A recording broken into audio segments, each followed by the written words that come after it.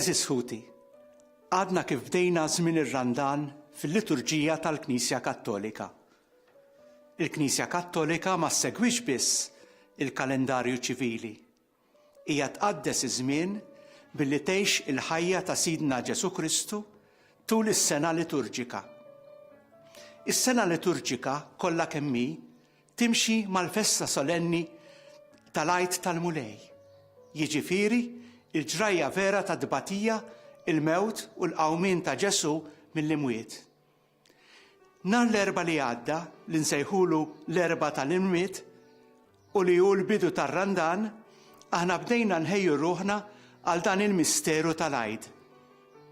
F'dik il-quddiesa tqiegħed l-irmiet fuq rasna bħala sinjal li jfakkarna li rridu nagħmlu penitenza sinċira waqt li nimxu fit-triq tal-Mulej li waslitu sal-mewt tas-salib qabel ma qam mill-mewt.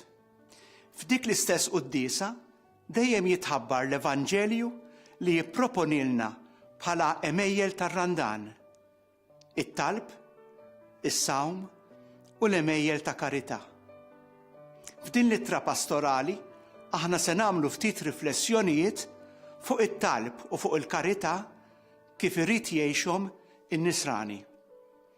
Dan nagħmluh b'mod speċjali f'din is-sena tal-Fidi, ħalli nifhmu aħjar dak li għamilna verament insara biex ngħixu ir-Randan aħjar.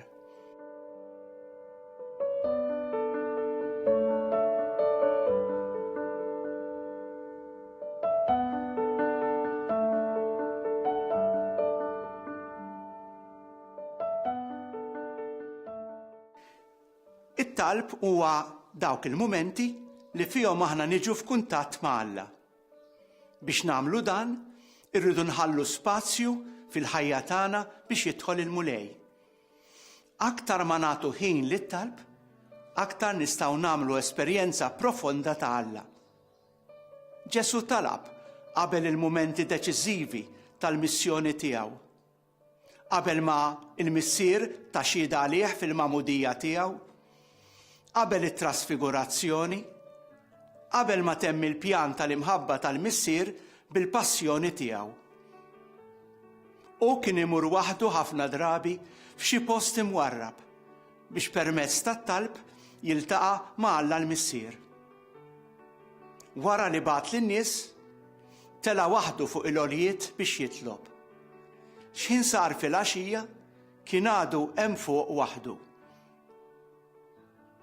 Il-Katekiżmu tal-Knisja Kattolika jagħmel din il-konsiderazzjoni tajt ma kinitx id-dera tal-imgħallem jitlob li waslet lid-dixxipli tiegħu biex bħalu jikbru fix-xewqa li jitolbu u jkunu bnedmin ta' talb. Permezz tat-talb aħna nitlu f'relazzjoni ma' Alla. F'dan id-dialogu tagħna mal-Mulej aħna nirċievu d-dawl tiegħu u nisimgħu il-vuċi tiegħu.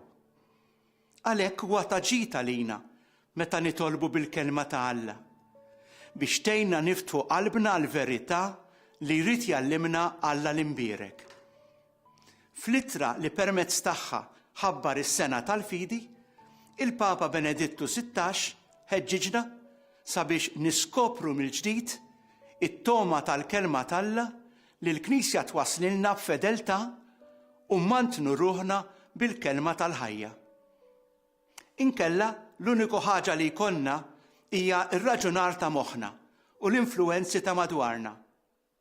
Hemm bżonn li nkunu mdawlin mill-Mulej u mill-kelma tiegħu biex insiru nafu x'inhi l-verità dwaru, dwarna stess, id-dinjità ta' kull persuna ġbija t'Alla u dwar l-erf li urina kif għandna nimxu fil-verità biex tassew nersqu lejh fil-kelma tiegħu u jdawwalna fuq x'inhu l-bniedem. X'inhi l-familja skont il-pjan tiegħu minn ewl id-dinja għall-umanità. Raġel u mara li ħejju lilhom infushom bl-imħabba hekk li jsiru ġisem wieħed biex ikunu bħal bejta għal kull tarbija li jibgħat Alla. X'inhi l-Knisja, il-komunità fejn Alla jkompli jgħix fost il-bnedmin. U x'inhi l-umanità, il-quċċata tal-ħolqien li fdalu f'idejh biex iħarsu. Meta għallem lid-dixxipli tiegħu it-talba tal-missierna, Ġesu qalilna bliema spirtu għandu jitlob in-nisrani. Intom u titolbu toqgħodux tlabalbu bħal pagani. Dawn minn għalihom li iktar ma jgħidu aktar jistemgħu. Tkunux bħalhom għax missierkom jafx teħtieġu qabel ma titolbuh intom. Il-pagani kienu jaħsbu li l-ewwel rridu jikkonvinċu lill-għalat tagħhom biex jgħinuhom. Għalhekk kienu jgħidu ħafna kliem. Ġesu qalilna li m'għandniex bżonn nikkonvinċu lill-Alla l-missier biex jgħinna. U diġà missierna u jaf x'neħtieġu. Mela rridu nitolbu b'fiduċja lill-Alla l-missier u fil-waqt tat-talb ninfetħu għall-grazzji tiegħu. Min barra dawk il-mumenti tat-talb li fihom aħna nkunu waħedna mal-mulej, hemm mumenti oħra meta nitolbu bħala komunità. Hemm grazzi ġodda li nirċievu meta nkunu fil-komunità nisranija. Ġesu qalilna għax fejn 2 jew 3 ikunu miġbura f'ismi, hemm inkun jien f'nofshom. Il-mulej qed jgħidilna li hemm valur ieħor fit-talb f'komunità għax ikun immarkat anki bl-għaqda ta' bejnietna. Għax ikun hemm l-imħabba li tingħaqad mat-talb tagħna. Dan jgħod b'mod speċjali fil-quddiesa fejn il-komunità tiltaqa' madwar il-kelma ta' Alla u l-Ewkaristija. Il-grazzi li nirċievu fil-quddiesa ma nistgħu niksbuhom minn imkien ieħor. Jiddispjaċina li hemm diversi fostna li qegħdin jinqatgħu mill-komunità nisranija u mill-quddiesa. Isimgħu x'jgħid l-awtur tal-ittra lil-Lud. Ma ninqatawx mill-laqat tagħna flimkien kif ħadu drawwa jagħmlu xi ħud. Anki f'dak iż-żmien għamlu l-qalb lil xulxin.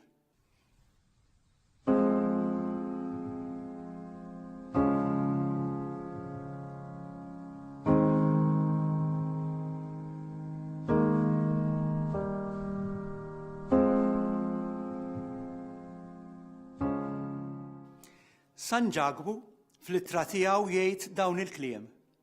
X'jiswa ħuti li wieħed jgħid li għandu l-fidi jekk ma jurijiex fl-emil tiegħu.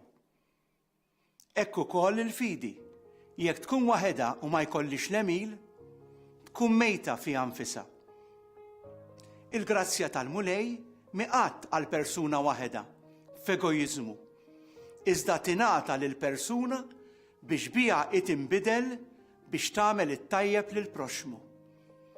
Huwa wkoll permezz tax-xhieda ħajja tal-insara li Sidna Ġesu Kristu ikompli l-missjoni tiegħu li juri lil bnedmin l-imħabba ta' Alla l-Missier. Alla jistedinna biex aħna l-insara nuri l-imħabba tagħna permezz tal-fidi. L-imħabba tan-nisrani ma tibdix minn emozzjoni biss ta' mħabba, iżda tibda minn att ta' fidi li jagħmel in-nisrani biex tkun verament imħabba ġejja minn Alla. Karità, mhux filantropija biss.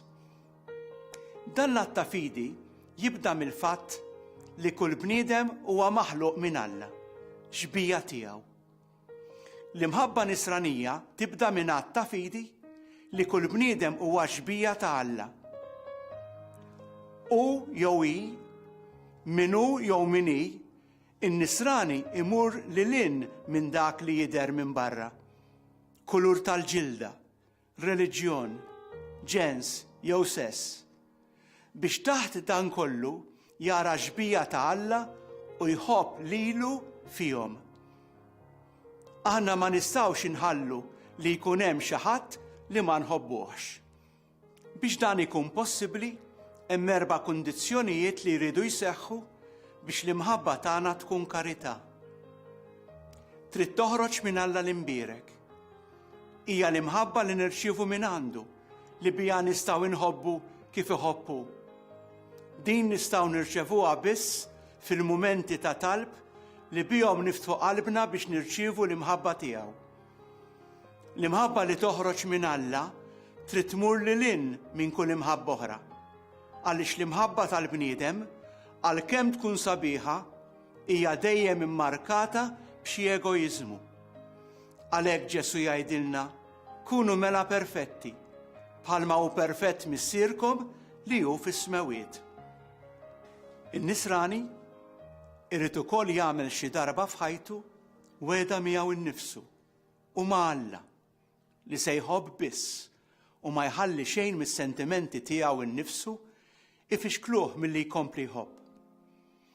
Għalhekk Ġesu fl-istess diskors tal-muntanja jgħid lid-dixxipli tiegħu biex jaħfru u biex ikunu ġenerużi fl-imħabba tagħhom, hekk li ma jippretendu xejn mingħand ħadd ieħor meta jħobbu lill-oħrajn.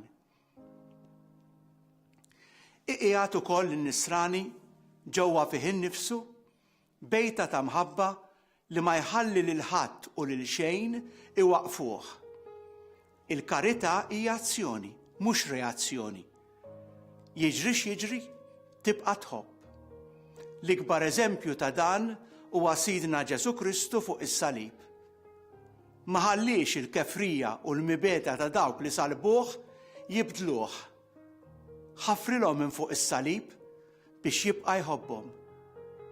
Missier, aħfrilhom għax ma jafux x'inhu ma jagħmlu. Il-post fejn titkattar l-imħabba biex tkun karità hija l-familja li tgħix il-barka tas-sagrament ta' żwieġ. Imsejsa fuq l-imħabba tagħhom li ssir karità. Dak li jfisser isir ġisem wieħed. Anki fil-fidi li jaqsmu bejniethom. Il-post fejn tikber il-karità hija fil-komunità nisranija li hija spazju fejn kulħadd jitkellem bl-istess mod. Il-lingwaġġ tal-valuri li għallimna Sidna Ġesu Kristu.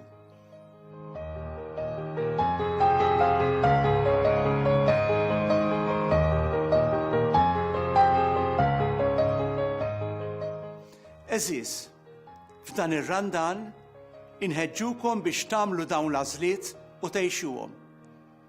Hekk biss nibdew nintarfu bħala Knisja li miexja fuq il-passi ta' Sidna Ġesu Kristu, li hu t-triq, il-verità u l-ħajja. L-emejjel l-oħra li nagħmlu f'isem ir-reliġjon li nistqarru iridu joħorġu minn din il-fidi u l-imħabba tagħna biex ikunu skont dak li jrid Alla. Natukom il-barka pastorali tagħna bran ta' kull ġid mis-sema.